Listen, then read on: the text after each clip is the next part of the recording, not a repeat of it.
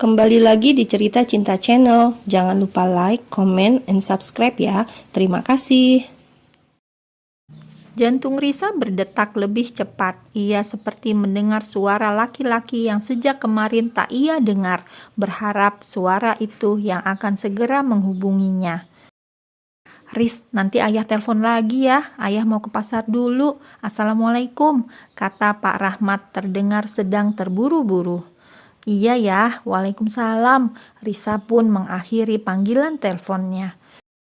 Ia menerawang jauh. Pertemuannya dengan Elvan memanglah baru sebentar. Namun semenjak mereka menjadi dekat, Risa menjadi terbiasa dengan goda dan rayuan Elvan. Ia jadi lebih sering menghabiskan waktu membalas pesan-pesan indah Elvan yang mulai membuatnya berbunga-bunga. Mereka pun sering melakukan panggilan video yang hampir tiap malam mereka lakukan. "Suaranya mirip Mas Elvan. Apa karena aku tadi memikirkannya ya? Aku jadi berimajinasi. Sudahlah, aku siap-siap ke kantor saja," batin Risa membuang pikirannya tentang Elvan. Sementara itu di tempat lain, Elvan dan Pak Rahmat pergi menuju pasar kambing. Setelah sedikit perdebatan, akhirnya Pak Rahmat mengalah dan mau dibonceng Elvan. Pak Rahmat memberi petunjuk arah kepada Elvan. Mereka melewati kembali jalanan di tengah hutan jati yang lumayan panjang. Hawa dingin begitu menusuk tulang. Bahkan jaket Elvan pun tak mampu menghalau dinginnya hawa pagi itu. Setelah melewati hutan, mereka disuguhkan pemandangan sawah hijau yang membentang. Sepertinya musim panen masih lama, karena daun-daun padi itu masih nampak segar dan hijau. Beberapa butir padi mulai nampak cantik, membuat batangnya semakin merunduk. Benar kata pepatah, semakin berisi, semakin merunduk. Ya, itulah padi. Elvan menghirup nafas dalam-dalam, menikmati oksigen segar yang jarang ia rasakan.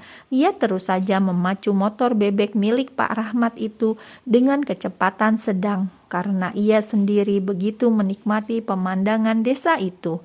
Jarang-jarang kan bisa menikmati suasana sejuk dan tenang seperti saat ini.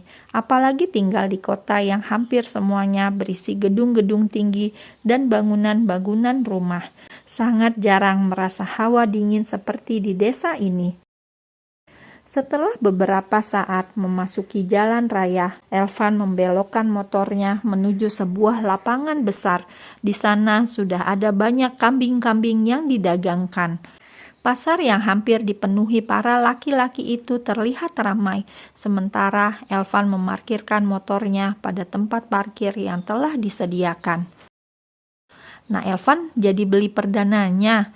tanya Pak Rahmat saat menyimpan helmnya di dalam jok motor. "Iya, jadi Pak, di mana ya belinya?"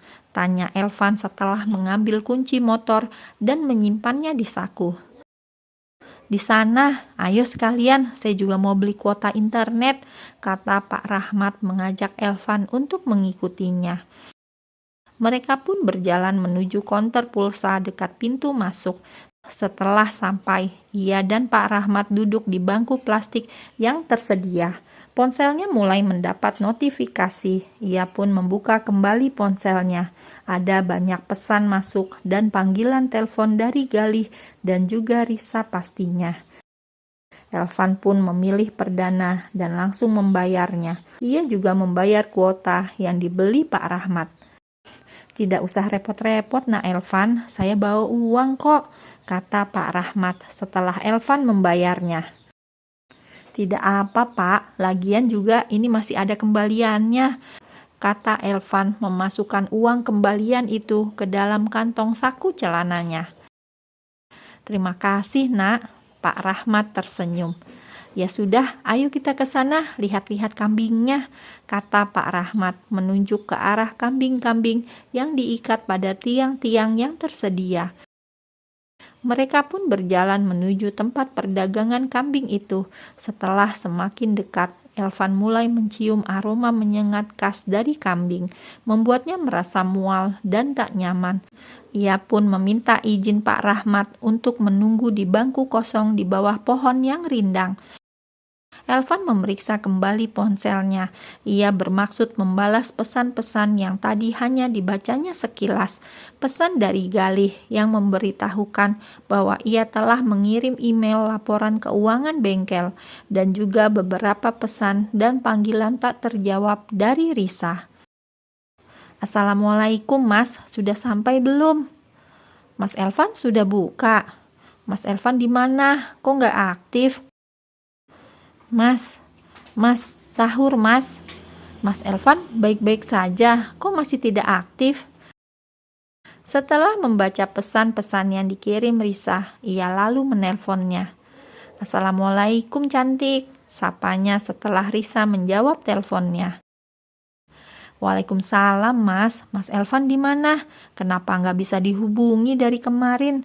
Risa langsung memberondonginya dengan pertanyaan-pertanyaan yang sedari kemarin meresahkan hatinya. Mas udah di luar kota ini cantik, di sini emang agak susah sinyalnya. Mas aja ini ke kota buat nyari sinyal. Terkekeh mendengar suara Risa yang terdengar tengah mengkhawatirkannya. Emang Mas di mana sih? Ngapain Mas di sana? Suara Risa. Kamu kangen ya? Goda Elvan yang membuat rona merah di pipi Risa yang baru saja selesai mandi itu. Andai saja Elvan melihatnya, akan semakin getol ia menggoda Risa. Apa sih Mas? Jangan godain aku dong, kata Risa terdengar mulai kesal. Ya kalau kangen, Mas malah seneng dek. Untuk pertama kalinya, Elvan memanggil Risa dengan sebutan dek. Panggilan yang terdengar begitu mesra di telinga Risa, yang juga membuat Elvan terkekeh. Mas jangan panggil gitu, aku malu, kata Risa semakin tersipu. Kenapa malu sih? Kan biar mesra, kata Elvan masih betah menggoda Risa. Ih, Mas Elvan ini bener-bener deh. Jadi Mas Elvan sekarang di mana? Kata Risa. Mas lagi cari tempat buat nanti kita ijab kabul dek. Malah semakin menggoda Risa. Ih, makin aneh deh Mas Elvan. Emang Mas sudah yakin kalau aku akan menerima lamaran Mas? Tanya Risa balik menggoda Elvan. Ya kalau kamu tolak Mas akan pergi jauh dari kamu dek. Jawab Elvan. Dek. Risa merasa sedih. Ia seakan membayangkan jika ia tak lagi dapat menemukan laki-laki seperti Elvan. Lalu ia akan mendapatkan suami seperti apa. Ia pun merasa Elvan laki-laki sempurna untuknya. Jangan Mas, kata-kata itu terlontar begitu saja dari mulut Risa. Jadi kamu terima kan? Tanya Elvan, hatinya semakin yakin. Risa telah membalas perasaannya. 2 minggu lagi Mas, jawab Risa. Jadi 2 minggu lagi kita langsung menikah? Tanya Elvan semakin berharap. Ih, apa sih Mas? Mana bisa menikah dalam 2 minggu? Mas Elvan makin ngaco deh. Udah aku kerja dulu Mas, kata Risa yang telah siap pergi ke kantor. Ya udah, kamu hati-hati kerjanya. Jangan mau digodain laki-laki lain ya. Elvan terkekeh. Nanti sehari setelah lebaran kita langsung menikah, kata Elvan lagi. Terserah Mas deh, Assalamualaikum. Risa berpura-pura kesal dan mengakhiri panggilannya itu. Waalaikumsalam cantik. Elvan pun menatap kembali ponselnya setelah Risa mengakhiri panggilannya. Elvan tersenyum-senyum. Ia mulai membayangkan wajah Risa yang tersipu saat ia menggodanya, semakin membuatnya rindu. Apa itu Risa? Tanya Pak Rahmat yang tiba-tiba sudah berdiri di samping Elvan, mengagetkan saja. Pak Rahmat, sudah selesai memilih kambingnya? Tanya Elvan yang terkejut dengan kedatangan Pak Rahmat. Belum ada yang cocok. Jadi benar Elvan telepon Risa? Tanya Pak Rahmat. Iya Pak, jawabnya gugup. Apa Pak Rahmat mendengar percakapannya tentang pernikahan? Ia bahkan belum mendapat izin dari Pak Rahmat, tapi ia dengan percaya diri akan menikahi Risa 2 minggu lagi. Apakah Pak Rahmat akan marah dan tak merestuinya? Pikiran Elvan mulai kacau.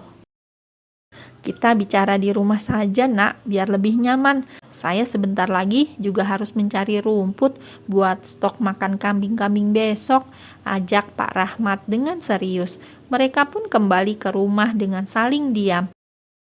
Sesampainya di rumah, Pak Rahmat langsung masuk ke dalam rumah diikuti Elvan yang telah memarkirkan motor Pak Rahmat. "Jadi, Nak Elvan serius dengan Risa anak saya?" tanya Pak Rahmat saat Elvan baru saja duduk di kursi tamu. "Iya Pak, saya serius dengan Risa. Hanya menunggu 2 minggu lagi saat Risa menerima lamaran saya akan langsung membawa kakek dan nenek saya melamar kemari," jawab Elvan dengan mantap. Ia begitu yakin akan diterima oleh Risa. "Apakah Risa menerimanya?" tanya Pak Rahmat yang menatapnya tajam. Beliau tampak begitu serius. "Saya tidak tahu apakah Risa menerima saya, tapi saya yakin dia akan menerima saya kalau Bapak menerima saya juga," jawabnya. Pak Rahmat terdiam. Ia menatap Elvan dalam-dalam. Laki-laki di hadapannya itu memang terlihat soleh. Sehabis subuh tadi, Pak Rahmat tanpa sengaja mendengar suara Elvan yang sedang mengaji. Suaranya memang merdu, seperti yang pernah dikatakan Risa. Ia tak terlihat seperti laki-laki jahat yang tak bertanggung jawab. "Kalau Bapak mau bukti, saya akan membuktikan kesungguhan saya," kata Elvan lagi setelah Pak Rahmat diam. Pak Rahmat masih terlihat bingung. Ia tidak menyangka bahwa putrinya akan segera mendapat jodoh yang memang sesuai dengan keinginannya. "Ikut Bapak cari rumput di hutan.